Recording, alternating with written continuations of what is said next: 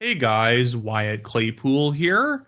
One important lesson to learn in Canadian politics is that while things do change, they change rather slowly. And that's a lesson I don't think the Liberal Party of Canada has learned because they started this new Liberal leadership race less than a year away from the next federal election, and they expected to change the electoral landscape of the country before they get absolutely crushed sometime in May or maybe October if they can really draw this thing out. And there has been a lot of different polling trends coming out from the different national pollsters. And I think one of them is just lying at this point. So I showed you this poll the other day from EKOS, which is run by Frank Graves, that showed that the conservative lead had narrowed to just 11 points. Now, that's pretty crazy because EKOS themselves showed the conservatives with a 25-point lead in December.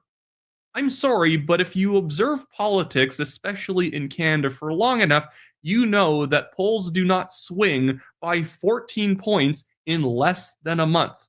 So we've been seeing three different polling trends. That's the one, the EKOS one, that I just think is entirely fake. It's not that it's a faked poll, but Frank Graves, when he saw that result, should have known it wasn't real and that he needed to do some more surveys. But the other two are fairly realistic. And I think that it's probably the result in between these two that is the real one.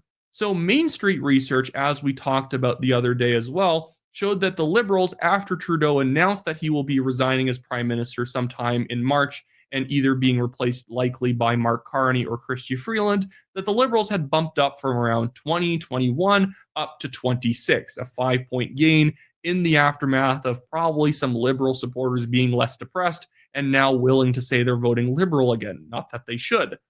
But now there is a new poll out from Abacus Data that's taken more time than these other pollsters to put out their poll that actually shows that nothing's changed and still nobody likes the Liberal brand.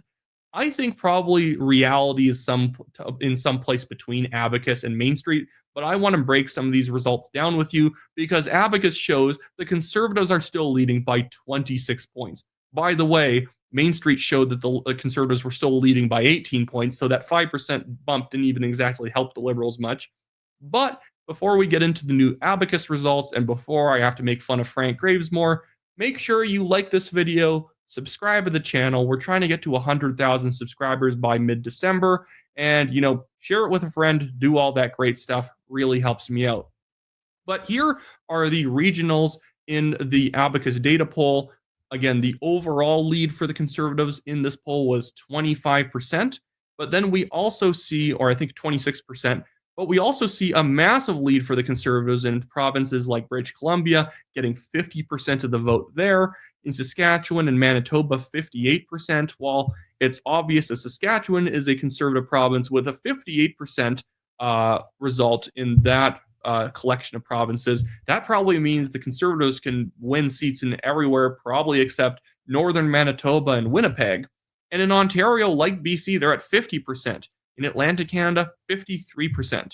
This would result, and I don't probably have to tell you this, in the Liberal Party getting absolutely stomped.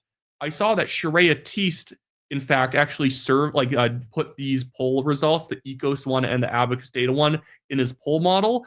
In the EKOS poll, if he put that into his model, the Conservatives would actually only win 166 seats, which would only be a minority government, and the Liberals would get something like 117, 120 seats. Again, I think that's complete garbage. In the Abacus one, it's probably a little too hawkish for the Conservatives because Sharia Teest in his model shows that the Conservatives would win like 240 seats, 230 seats, and the Liberals would only get like 9. I think the Liberals will probably stay an official party, but yeah, it's looking really bad for them. Here are the demographic results, and this is what's showing the Conservative strength. They are winning people between the ages of 18 to 44 by a pretty wide margin. Voters that in theory should be voting NDP, and less than a year ago, it actually used to be a pretty tough knife fight between Singh's NDP and Poilievre's Conservatives on who were going to win the Zoomer demographic of 18 to 29-year-old voters. But now I want to highlight another result that I find absolutely hilarious, and that is what people think of Prime Minister Justin Trudeau and what people think of President-elect Donald Trump, who is being inaugurated tomorrow. So this is Justin Trudeau's current approval rating. He has people in terms of his impression. 64% of people have a negative impression of Justin Trudeau. Only 19% of people, 1% less than are even voting Liberal, have a positive impression of Justin Trudeau. That is absolutely abysmal. And in fact, it is lower than people's impression of Donald Trump. Check this out. They don't tend to test his approval rating as much in Canada. Well, look at this. Donald Trump, while yes, because it's kind of a default thing in Canada that you should dislike Donald Trump because he is the evil orange man, he's absolutely fine in my mind. His policies are pretty general conservative policies. But his approval rating, even now, is higher than Justin Trudeau's, despite the tariff threats. He is at a 21% approval rating and only has 62% of people who disapprove of him. Remember, Justin Trudeau is at 64%. That is absolutely wild. And yeah, I find that actually stands to reason at this point, because even if people dislike Trump in Canada because of the breathlessly anti-Trump coverage in the media, there is a certain demographic of people who, even if they don't like him, can respect him. And I think that that is what you would probably find if you polled people on adjectives they would associate with Trump, that he is strong, he's a tough guy. And the problem with Trudeau is he's weak, he's petty, he's whiny. And that's why the whole Team Canada thing that Justin Trudeau is doing right now is just so pathetic. Is that really you're going to be the man holding together Team Canada, meeting with all the premiers? You're barely even the prime minister at this point, man. But now I got to get back to EKOS polling, because when they put out polls and people criticize them saying, no way, the Liberals are only down 11% on the Conservatives, people will then say, well, just because you don't like the poll doesn't mean it's bad. Conservatives mad because now the Liberals are experiencing Mark Carney momentum. It's Carney momentum out there. Nobody knows who Mark Carney is. Only 23% of people can identify him when they are shown a picture. Nobody knows who this guy is. No way the Liberals recovered 14% between the swing between them and the Conservatives in less than a month. And I think this tweet really should flavor how we consume all Frank Graves' EKOS polls. While this post was deleted, I think it's a good insight into what Frank Graves thinks. Now, obviously, this is a different profile picture because this is something he tweeted, as you can see, back in March of 2022. March 15th of 2022. He said, "A real conservative option is a healthy counterbalance in a healthy democracy. Pierre Poilievre is an acolyte of an authoritarian populism. This is never healthy. You're on notice, going to make sure you are never going to lead my country. I don't make idle threats." Now, should I believe it when nothing has really changed that much? While, yes, Trudeau has announced he's resigning, which is a significant change, has the Liberal Party or government changed much? Are the leadership candidates of the Liberal Party running on anything significantly different than what Trudeau is already doing? While, yes, Carney and Freeland are saying they're going to get rid of the carbon tax, they're going to replace it with probably some even more intense industrial carbon tax. They'll have some other price on carbon emissions at some point. At least they'll at least cancel it for now and say, well, Donald Trump is making life so hard, we need to get rid of the carbon tax. Now, they'll bring it back somehow. But nothing really has changed. And you can even see it in Abacus Data's poll of government approval, if I can find it here, because people do not think that Canada is doing a good job. The Canadian government is doing well. They don't have it here, but you can trust me that whenever Abacus Data does a poll of what people think of the current government, it basically is as negative as Justin Trudeau's approval rating. Here's a good one. People's top issues.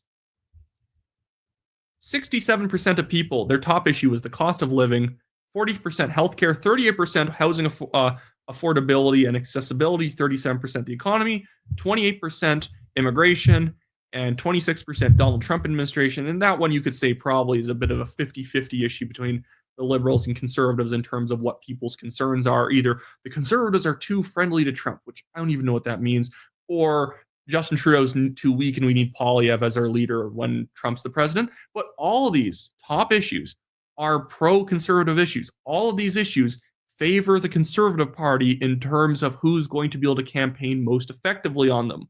And that's why when I see Frank Graves frankly fart out a result that says 11 points, a narrowing to just 11-point lead for the Conservatives, I don't trust this guy because that's not how politics works. That's not how public opinion works. It takes people a while to know that significant events have even occurred because people are not glued to the news. And so it seems like Frank has been perfectly fine with letting his samples get corrupted with liberal or very, very nervous middle class partisans who don't like when the Conservatives say something conservative.